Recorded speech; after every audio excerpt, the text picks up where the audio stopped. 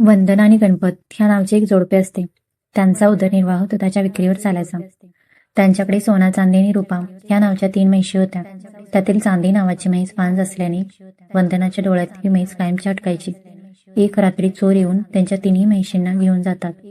चालून चालून चोर रस्त्यात थकवा आल्यामुळे म्हैशींना एका ओसाड जागेत बांधून विसाव्या करता जातात. इकडे गणपत स्वामीकडे येऊन म्हशी चोरल्या गेल्या म्हणून सांगतो. जर म्हशी मिळाल्या तर त्यातील एक म्हैस स्वामींना देऊ असा नवस करतो. स्वामी त्याला जमिनीत कुठे म्हशी आहेत हे दाखवतात. त्यानंतर गणपत जाऊन म्हशी घेऊन येतो. पण आता नवस फेडायला जाताना तो वाज म्हशीला स्वामींना द्यायचं ठरवतो. असं केल्याने त्याला वाटतं एका दगडात 2 शिकार होतील.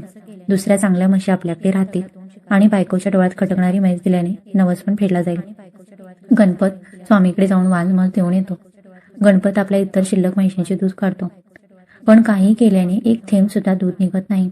त्याला कळून चुकते की स्वामींशी केलेल्या लबाडीचा हा परिणाम आहे. तो सपत्नी स्वामींच्या चरणी शरण येतो. स्वामींना भेटून घडलेल्या प्रकाराबद्दल माफी मागतो. स्वामी मात्र पहिली त्याची हजेरी घेतात आणि त्याला प्रबोधन करतात. स्वामी म्हणतात, अशाश्वतावर अवलंबून राहू नको. शाश्वत केवळ एक हरिनाम आहे, दत्तनाम आहे. आपला भार ईश्वरावर सोडून मोकळा हो. ईश्वर काळजी वाहील. आपल्या कर्तव्याकडे मात्र दुर्लक्ष करू नकोस. श्री स्वामी